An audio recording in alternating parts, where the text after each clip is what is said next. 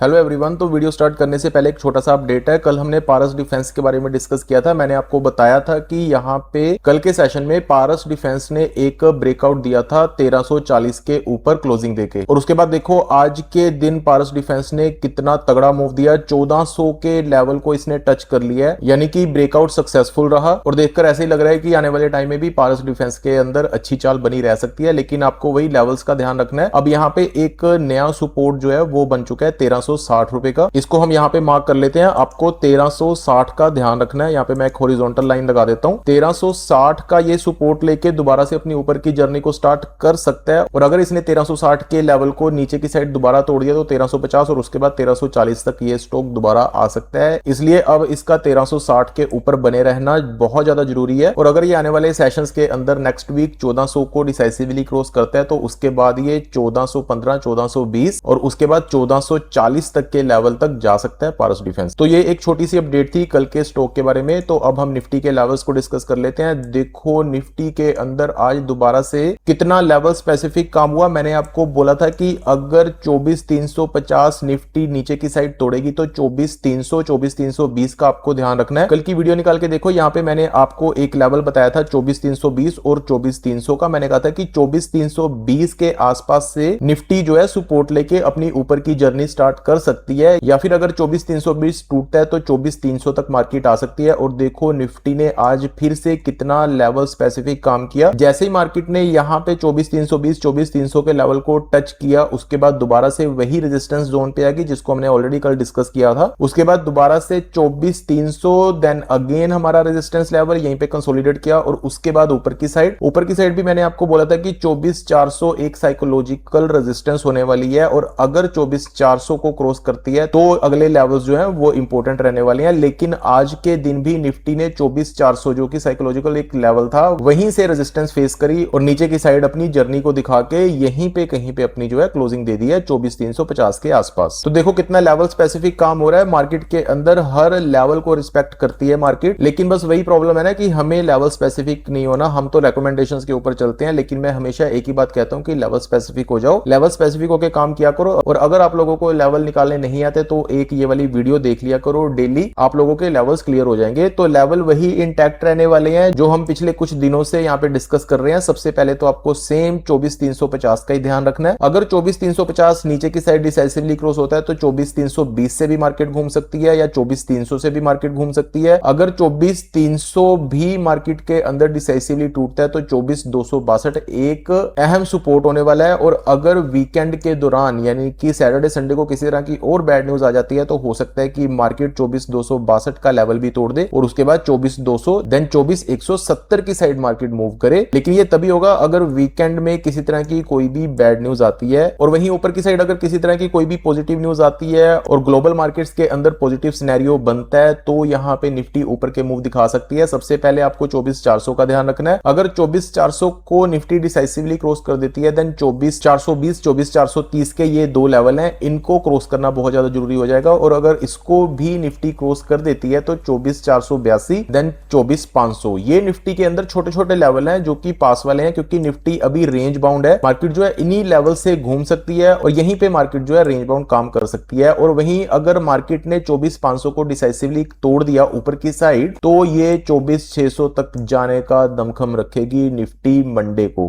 बाकी देखते हैं कि वीकेंड कैसा रहता है। आपको ध्यान रखना है यूएस ईरान का, और हमारा इंडिपेंडेंस डे भी है कल 15 अगस्त को। अगर किसी तरह की कोई भी यहाँ पे घोषणा होती है सरकार की तरफ से स्वतंत्रता दिवस पे तो हो सकता है कि मार्केट ऊपर का मूव दिखाए या फिर मार्केट यहाँ पे गैप अप ओपनिंग दे। तो ये है हमारे निफ्टी के लेवल जो कि सेम इंटैक्ट रहने वाले हैं कल वाले। और आज के स्टॉक एनालिसिस के अंदर हम लोग डिस्कस करेंगे जाइडस लाइफ साइंस के शेयर को। जाइडस लाइफ साइंस हमने पहले भी डिस्कस किया है। यहाँ पे इसके सपोर्ट एंड रेजिस्टेंसेस को हमने ऑलरेडी डिस्कस किया है। उस टाइम ये स्टॉक यहाँ से नीचे की साइड था। मैंने आपको कहा भी था कि ये स्टॉक थोड़ा सा बीच में कहीं पे घूम रहा है, और नीचे की साइड मैंने आपको कहा था कि 1100 एक साइकोलॉजिकल सपोर्ट है इसका, और उसके बाद 1062 इसका एक सपोर्ट रहने वाला है। और ऊपर की साइड देखो हमारे वही वाले लेवल है 1172, और उसके बाद 1200 एक साइकोलॉजिकल, 1215 एक अहम रेजिस्टेंस। और देखो इस स्टॉक ने क्या किया, यहाँ पे अपनी दोबारा से ऊपर की जर्नी को स्टार्ट किया, ये वाले लेवल को डिसाइसिवली तोड़ा और 1200 के साइकोलॉजिकल लेवल पे रेजिस्टेंस को फेस किया, और उसके बाद दोबारा से यही वाले लेवल पे आ गया, जो हमने ऑलरेडी डिस्कस किया हुआ है अपनी पिछली वीडियोस के अंदर। और उसके बाद देखो इसने नीचे की चाल दिखाई है। अब आपको क्या लगता है कि ये स्टॉक यहां से घूम जाएगा, या फिर जिनको लग रहा होगा कि ये स्टॉक ऊपर से नीचे की साइड आ रहा है, तो ये स्टॉक कहां पे रुकेगा? देखो सबसे पहले तो आपको ध्यान रखना है इसी लेवल का जहां पे ये स्टॉक आज है, यानी कि 1135 और 1125 के लेवल का आपको ध्यान रखना है। अगर तो इस स्टॉक ने यहीं से सपोर्ट ले लिया तो हो सकता है कि अपनी ये ऊपर की यात्रा को दोबारा कंटिन्यू करे, लेकिन वहीं दूसरी साइड अगर इसने 1125 के लेवल को तोड़ दिया तो ये दोबारा आ सकता है 1100 तक, और उसके बाद ये 1062 के लेवल तक भी जा सकता है। और वहीं दूसरी साइड अगर इसने ऊपर की रेंज का ब्रेकआउट दिया तो सबसे पहले इसके लिए रेजिस्टेंस होने वाली है 1170 1172,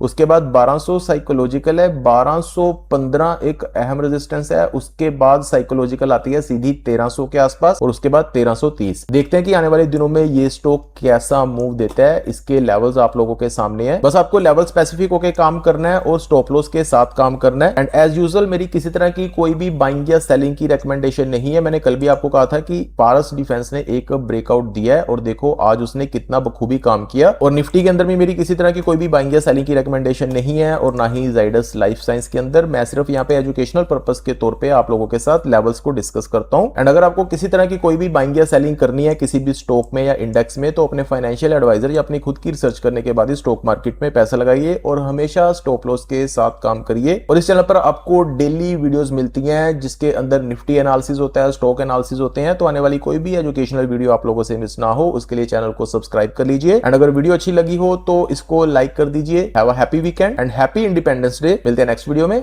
थैंक यू सो मच।